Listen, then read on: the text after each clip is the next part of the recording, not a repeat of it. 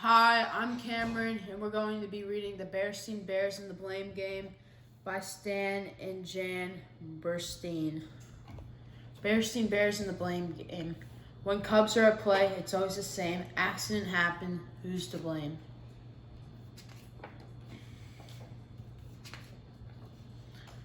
You all know the bear family that lives in the big tree house down a sunny road deep in bear country. And, of course, you know Mama Bear, warm and friendly Mama Bear, from whom Saloon is heard a discouraging word. But lately, Mama hadn't been all that friendly. Her smile was gone and she was feeling very discouraged. Why? Because life in the big tree house had turned into one long, miserable, never-ending blame game.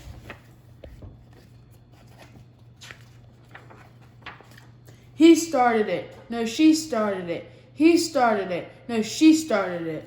Cries of he started it. No, she started it. And it was her fault. No, it was his fault. Filled the air from day to night.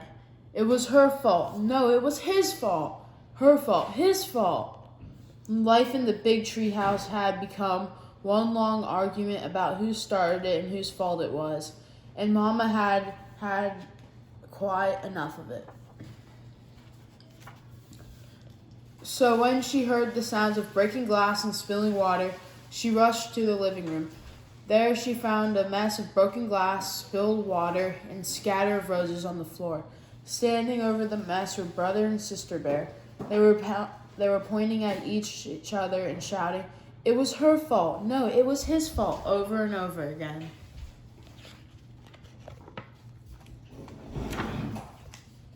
Mama looked at the mess.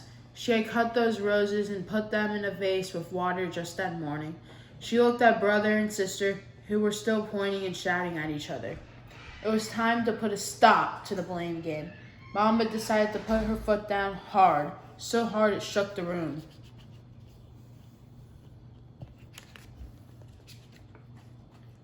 "Enough of this blame game," she shouted. "I want to know who really started it, and I want to know right now." Well, it was like peeling the back of layers of an onion. It was enough to make you cry. Mama might have it if she hadn't been so angry. And the more brother and sister pointed and shouted, the angrier Mama got.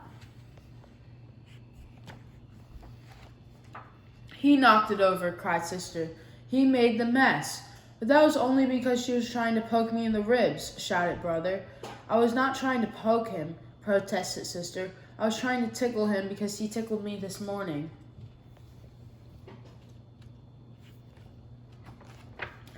"But that was because she tickled me last night." "But that was because he put a rubber snake on my bed." "But that was because she put a squeaky toy on my chair, and it squeaked when I sat down." But because. And so it went, but. Because. Mama understood that she wasn't getting to the bottom of anything, but she was getting to the end of her patience. Her head was a whirl with buts, becauses, rubber snakes, squeaky toys, broken glass, spilled water, and scattered roses. "Enough!" she shouted. "Enough of what?" asked Papa Bear. She had been fixing up the downstairs bay window and heard the shouting. "From what I've heard," he said, looking at the mess on the floor, "there's more than enough blame to go around. So instead of playing the blame game, why don't we just go to work and solve the problem?"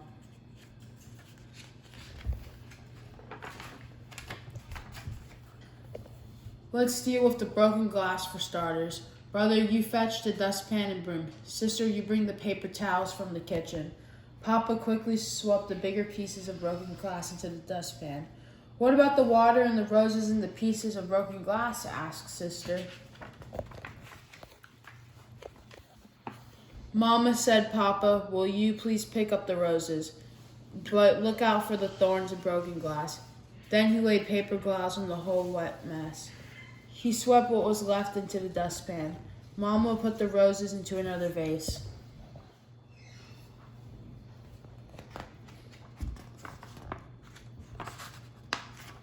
Good for Papa. He had to put a stop to the blame game. Papa went back to his workshop. The cubs went out to play. But while Papa was putting away his paint and putty, he heard the sound of breaking glass. He rushed outside. The bay window he had just painted and putted was broken. There stood brother and sister pointing at each other. Sister had a bat, brother had a glove. There was a baseball on the grass among pieces of broken glass. Papa bit his lip, counted to 10, and took a deep breath, and did a very good intimidation of a volcano. It was his fault. He's the one who wanted to play ball. He's the one who threw it. His fault, his fault, his fault. It was her fault. She's the one who hit it. Her fault, her fault, her fault. It seems to me, said Mama, who had heard the crash, that instead of shouting and pointing fingers, we should get to work to solve the problem. And that's what they did. They picked up the glass and went to work. It took some doing, but after a while the window was painted and putted good as new. Of course, there are times, said Papa, when someone really is to blame for something, but most of the time it's important to remember there's actually enough blame to go around.